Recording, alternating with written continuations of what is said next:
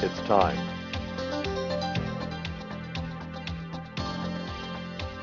It's time. And now, it's time for Herman and Sharon. I love you. Hello. I love you. I love you. I'm not hearing any music. I don't know. T, you blew it again. Aw, poor T. Where's T?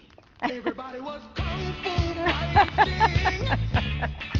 Just like my whole life, a little late. What does that mean? This is the only thing that I can do. That's really, see that? You better watch For, doing that. For a guy 70, that's Vito is laughing. He's really laughing. Now, why is that music playing, dear? You didn't get it? Yeah, I got it, but I don't think the audience got it. They're trying to say, why is he playing this music? Kung Fu. Do you know what that song is? Kung Fu? Kung Fu Panda? Thank you, T. Better late than never. That's what I say. But today, we are going to cover something that is, I have to be truthful with you. When I first started the book, I said, nah, I don't think so. I took it back to Linda, our assistant. Yeah. Then I went back and got the book. And here I am, interviewing the guy that wrote the book. Well, the name of the book is Shocking Secrets Behind Martial Arts and Yoga. Okay, right? Yes. Tell them about it. Okay, Dr. Vito Rallo is a former 5-time national karate champion. Wow. He was trained by the best Japanese instructors in America and rose to become the best of the best in his field. He was a university instructor. He coached business executives and trained law enforcement agencies. And now he reveals the metaphysical mysteries behind martial arts, which is quite an unusual program. Hear this. Yeah. He's going to do this all during the program today. He's going to get back at me. That's right. Vito. Man. Now, the fact is, stand up. Stand up. He and I are about the same height, right? Yeah, we're about the same height. About the same. So, and I had a dream back in my teens, which is pretty close to, it would have been about your teen time, that I would be the best karate guy. In fact, I got into wrestling in high school and was very good. So because of my size, I was always getting beat up. I had gangs that were all, so finally I joined a gang so I wouldn't get beat up. But I was always getting beat up, and that's why I liked fighting, martial arts, this kind of thing. I never got into it, but I mean, I used to dream of being what you became. I mean, you have just excelled in that area, and it was because you were small too, right? Yes, I had to fight. I had to fight when I was growing up, so I had to fight. So people would pick on you. They would try. But I mean, after you were good, you must have. I never got into a fight after that. Isn't that interesting? It's very interesting. Because it's like they look in your eyes and go, whoa. And it's happened on many occasions. Wow. Have a seat. Okay. This is really an amazing story, though, because let me just start out by saying this. Folks, you may or may not agree with what we're going to be talking about today. But my purpose here today is to inform you. That's why I had a problem with it, because he even comes against, Sharon, one of my favorite things on TV. I mean, I like NASCAR, but this has taken me to a different place because I love it better than NASCAR. You know what it is? No. You talk about it in the book, of all things. Cage fighting.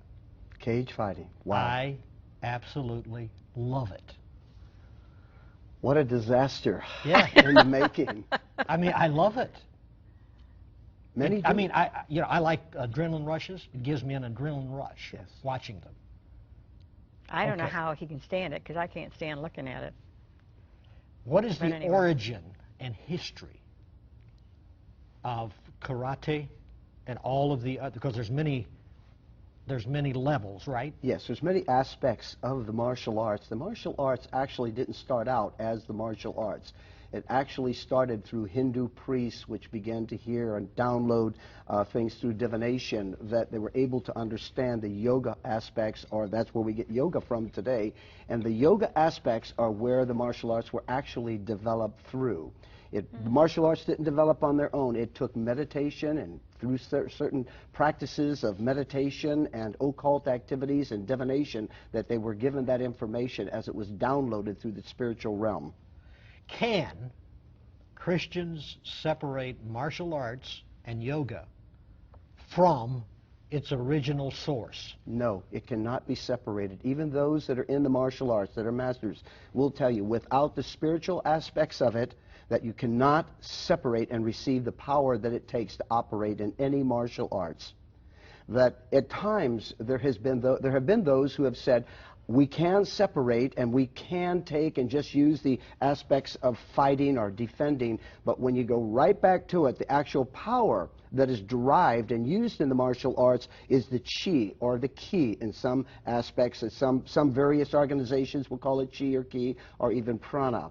But that power has to come from somewhere. You can't snatch that power from nothing and apply it to your training and say, well, it's just nothing that became something. Fuel must come from somewhere in order to fuel the martial arts and give it the power that it needs in order to be effective. Did you yes, feel that very power? much so. You did? Yes. From the very beginning, the very first day that I walked into a dojo in Chicago, Illinois. Tell me that incident. It's in the book. Yes. When I walked up those stairs, I felt something really weird was happening to me. And even though I'd been in the Marine Corps, was raised on the streets, knew exactly what to expect in certain situations, but when I walked into that dojo, it scared the living daylights out of me, and I didn't understand it until years later, until the Lord revealed what was behind the martial arts. Okay, now, you, which is unheard of, according to your book. Yes. You were a black belt in 1 year. Yes, less than 1 year. Okay. Yes, I made history. Now, that was a history-making Yes, it was. belt. First non-Oriental out of Japan. I was the first Caucasian to ever make that level of black belt in 11 months. I think it was because of my determination.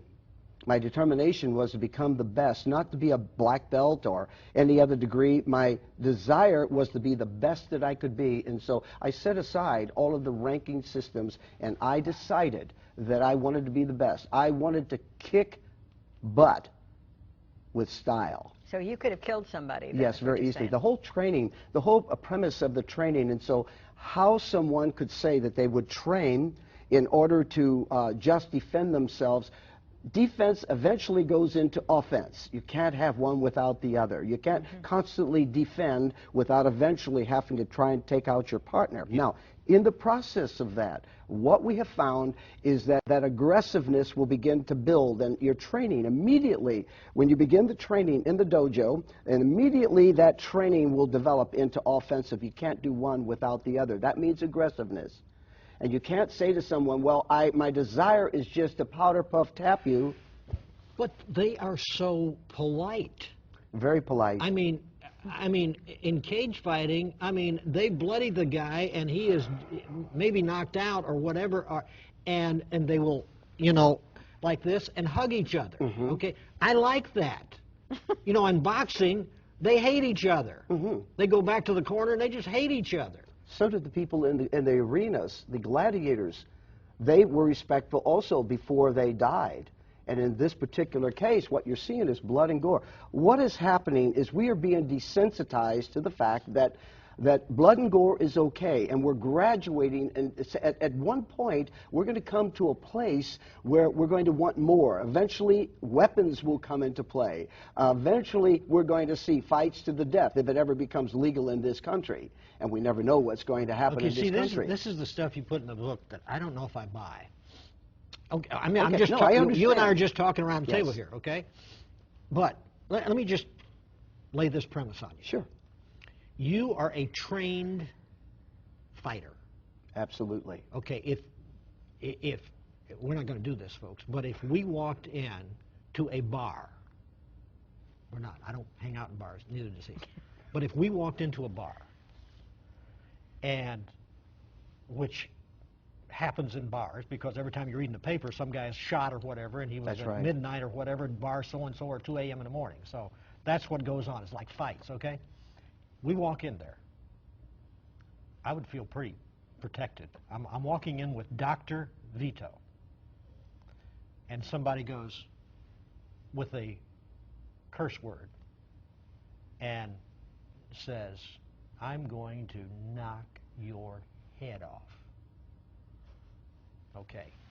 Here's my old life, I would Okay. have said jump. Okay. What I'm talking about right now. Okay. Okay. Right now.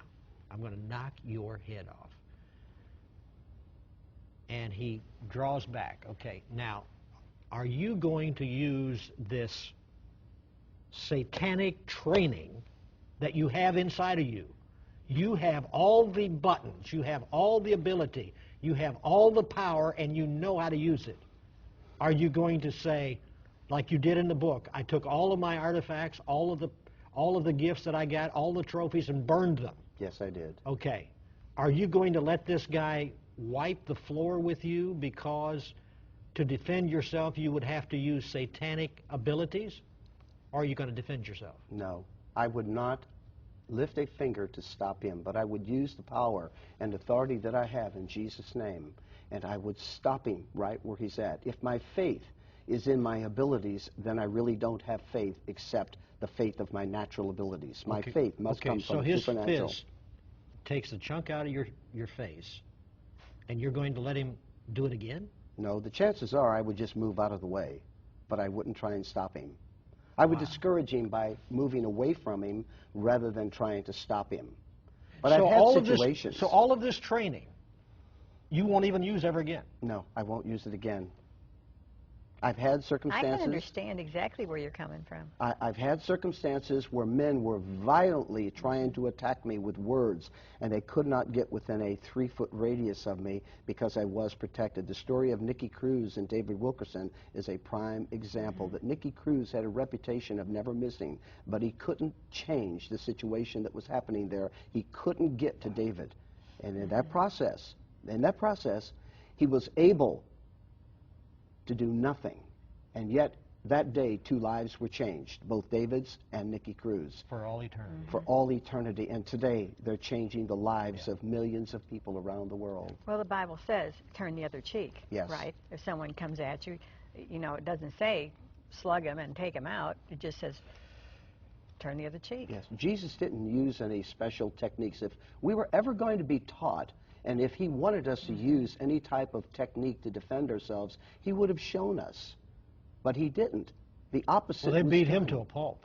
Well, that They was at whipped the end it. of his ministry. Yeah, they whipped him Yes. and pulled chunks of flesh out of him with lead-tipped That's correct. whips. That's correct.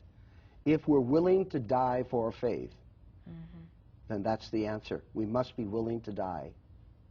One of the things that I'm always concerned with is that people send children into self-defense classes at taekwondo, At church. karate, at churches. Churches are loaded. Yeah. Churches are loaded today. It's crept in. I wouldn't have believed it 20 years ago. But they send their children in for self-defense classes. Now, how is a 5, 6, 7, 10, 15-year-old child going to defend themselves against someone who is determined to get them, or maybe armed? How are they going to do it? And I know of cases where they have tried, and what they learned in the dojo did not work on the outside because of fear factors, because of other factors, maybe multiple attackers. It didn't work, and so they were beat up, even reports So of the some that were Karate killed. Kid movie wasn't true. I think that movie was from another planet. How many levels did you get and how many medals? I achieved 5th degree black belt. Fifth degree. Master status. And I've taken many tournaments, but in recent years, 20 years ago, I won 5 national titles, 5 gold medals I won. I was never interested in titles. I was interested only in the competition aspects of it. And in that competition, what I did find out is that my Christian faith didn't align with what I was doing in the ring. My desire when I went into the ring was not to hug and embrace that opponent that I was up against. My desire kicked in as the old man, and my desire was to either maim or kill him with control. Now, you said that they have such power that they can knock you down without ever laying a hand on you. No, that's not quite true. Okay. They can do it with a very slight punch or kick or whatever. So they, but there's going to so they can't just stop. No, there's no such thing. There is an extension of power, but it just doesn't stop before it hits the target. It must continue on and touch that person. Where I was trained to stop within a quarter of an inch of that person. I think what most people don't understand, especially when they see the cage fighting, the pride fighting, and all of these things, is that what they're seeing is glorified street fighters that have had some training in the martial arts. Oh, yeah.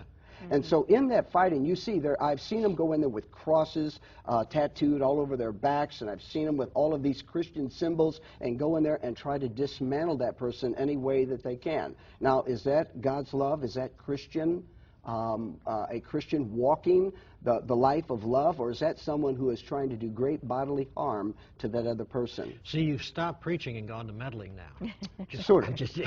Now, were you a Christian when you were winning all these medals and you were into this full time? Yes, I were was. you a Christian then? Yes, I was. I Okay. came out of the martial arts after I got saved. I had an elder in a church say, let's bring it back in, Vito. Let's Christianize it, clean it up. We'll call it Christian martial arts. And in that moment, I knew it was wrong, but you know what? It didn't make any difference because I respected that man of God. But if you put the Christian name on it, doesn't it make it Christian? Well, if we put the Christian name on prostitution, does it make it Christian? Very good. I like this Well, guy. he's got all this in the book. It's supposed to have feeding. I know, but it's great. He's really good. All right, now, just one more thing now. Sure. All right, so you became a Christian, what, at a young age? 1971. I was 30 years old. Okay. And at that time, you already were into this martial arts big time. I was instructing 4 different universities. I also had my own dojo. So Okay. He's So making you a weren't a living. Christian when you started this No, then? no, I You became wasn't. a Christian when you were into Yes. it big time. That's right. That's what I wanted to know. Yes, and after I got out, I had church leaders bring me back in and say, let's use this as an evangelistic all right. tool. Did you know right off the bat when you became a Christian that what you were doing was wrong? No, it took a while. I saw something that I had never seen before. I was at a tournament that I was conducting, and I saw something that happened in slow motion, and the Lord showed me.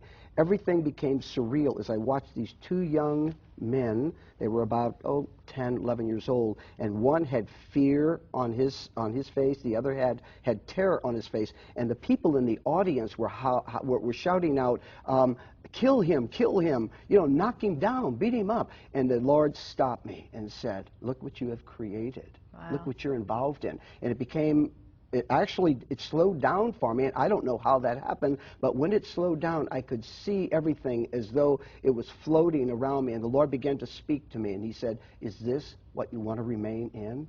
Is this what I've called you to be and do? And at that point, I came under conviction, and I stopped the match in the middle, and the audience was just mesmerized by what was happening because they'd never seen this before, and I began to speak to the audience, is this what you want for your children? Wow. Wow, And really? it made a huge change, and it was about a year later, 9 months to a year later, that the Lord said, now, give it up, son. You've wrapped that belt around you long enough. Now it's So time. it took a year or so before Oh, yeah, you... it took almost a year, because it was in Really? another tournament that I came to the place that I realized the Lord said, now do it. And I had to listen, Yeah. or I would be in total disobedience to the Lord. And Sicilian Italians, they go for the throat. And a whole lot more. 70,000 Hindu missionaries in the U.S., yoga instructors, and many are claiming to be Christians Yes. in your book. Many. yeah. Many are claiming to be Christians, but the Hindu gurus know. They know what is connected to it.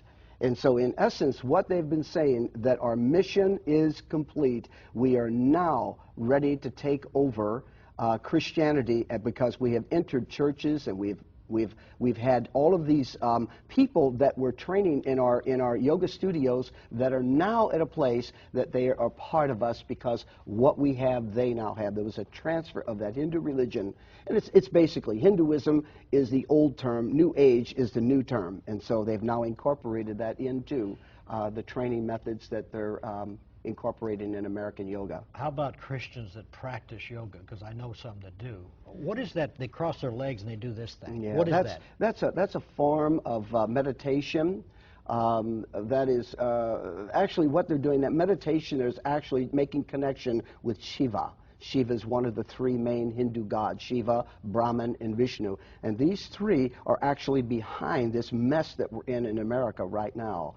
And what do you mean by that? Well, what they're doing, see, Vishnu is the one that is in control. He is the strong man. He is the strong man, if you will, in the atmosphere that controls the Hindu people. And everywhere that you go in India, you will see these people that are actually in Hindu positions. They're actually in positions where they're worshiping the Hindu god Shiva.